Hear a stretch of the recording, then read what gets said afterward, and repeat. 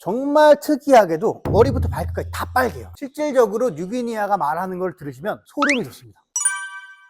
안녕하세요, 앵벌이의 앵백가입니다. 오늘은 빨간 아이가 있는데 이 아이는 암컷이거든요. 수컷도 있었으면 좋았을 텐데 어쩔 수 없이 이 암컷 친구만 데리고 한번 뉴기니아에 대해서 알아볼 수 있는 시간을 가질 수 있도록 하겠습니다. 뉴기니아는 영어로 이클립투스라고 하는데요, 스페인 말로 화합이 된다, 이런 뜻이에요. 이클립투스라는 말만 딱 들었을 때 친구 정말 사교성도 많고 애교도 많고 끌어안으면 막 좋아하고 막 이런 새구나 라고 처음에 생각을 했는데, 생각보다 이 뉴기니아가 만지는 거, 건드는 거, 이런 걸 굉장히 싫어합니다. 생각보다 도도한 친구예요. 보통 우리가 앵무새를 소개할 때 강아지 같은 성격, 그리고 뭐 고양이 같은 성격 두 분류로 많이 나눠서 설명을 드리는데, 개인적으로 제가 봤을 때 지금 뉴기니아들은 고양이 같은 성격이 아닌가 생각이 듭니다. 뉴기니아에 대해서 떠도는 말을 말하자면은, 출근하기 전에 횃대 위에 얹어놓고 출근을 하고 오면은 움직이지 않고 그대로 있는다 라고 할 정도로 뉴기니아의 성격은 정말 고양이 같은 성격이다. 뉴기니아는 수컷은 초록색, 암컷은 이렇게 빨간색이거든요. 근데 옛날에 20세기 이전에는 뉴기니아가 초록색과 빨간색 너무 명확하게 색상과 외형이 다르다 보니 이 두 종이 다른 종류의 앵무새라고 생각을 했었어요. 20세기 초에 많은 사람들이 이 친구들을 사육을 했지만 다른 종류로 알고 교배도 시키지 않고 사육도 하지 않았었다. 근데 이제 20세기 초가 지나고 나서 두 아이가 앵무새 중에서 육안으로 유일하게 성별이 구분이 가능한 앵무새구나 라는 거를 이제 알게 되었다. 평균적으로 뉴기니아들의 성격을 보면은 사회화가 잘 되어 있다. 자기를 먼저 건들지 않는 한 공격적이거나 뭐 이런 성향은 보이지 않아요. 그리고 자기 자신을 무시하거나 따돌린다 라는 느낌을 받으면은 거기에 대한 스트레스를 굉장히 많이 받습니다. 그렇다 보니 인터넷에 흔히 이 뉴기니아가 자해한 흔적, 이런 것들에 대해서 굉장히 많이 알아볼 수 있는데, 저희도 요 뉴기니아들 호텔릭이나 이런 거 들어왔을 때 가장 좀 조심하는 점이 그런 것들이에요. 자기만 외톨이로 만들어준다거나 아니면은 뭐 잠깐 지나갈 때 자기한테 관심을 안 준다거나 이러면은 굉장히 그 부분에 있어서 스트레스를 받기 때문에 이런 친구들이 들어왔을 때 그런 부분에 있어서 좀 더 많이 신경을 쓰는 편이죠.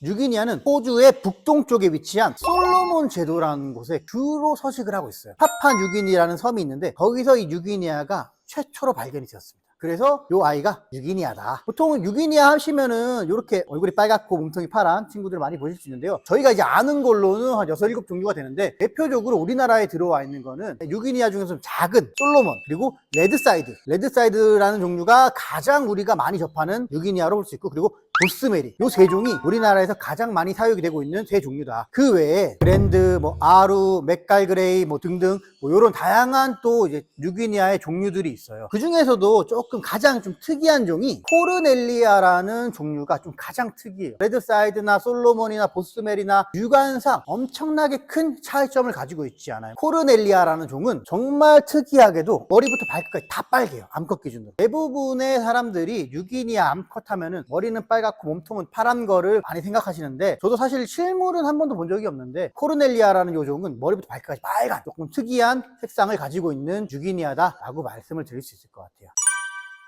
뉴기니아는 솔로몬 제도에 밀집해서 서식을 하다 보니 주식 자체가 주로 열대 과일이 주식이에요. 그렇다 보니 뉴기니아는 일반 앵무새들과는 다르게 조금 특별한 소화기관을 가지고 있습니다. 그렇기 때문에 뉴기니아를 기르시는 분들은 조금 주의해서 기르셔야지 건강하게 뉴기니아를 기르실 수 있어요. 뉴기니아는 섬유질을 굉장히 많이 섭취를 해야 됩니다. 다른 앵무새들은 지방과 단백질이 에너지 자원이라면 뉴기니아 섬유질이 주 에너지 자원이에요. 그렇다 보니 흔히 쇼핑몰이나 이런 데서 유통되는 일반적인 지방과 단백질 함량이 높은 이런 먹이를 급여를 하시는 것보다 섬유질이 높은 저철분 성분의 펠렛을 급여해 주시는 게 좋습니다. 뉴기니아는 언어 능력 탑3가 있다고 말씀드리면은, 첫 번째 회색, 두 번째 아마존, 세 번째가 뉴기니아예요. 사실 누가 더 말을 잘하냐 라기보다는 다들 그 언어 능력에 대한 특화가 되어 있어요. 회색 앵무새는 우리가 앞전에 설명드렸던 것처럼 막 단어 위주, 문장 위주에 대한 말들을 굉장히 많이 숙지를 할 수 있죠. 그 부분에 있어서 좀 특출나게 발달이 되어 있다라고 하면은, 뉴기니아는 음색을 똑같이 따라합니다.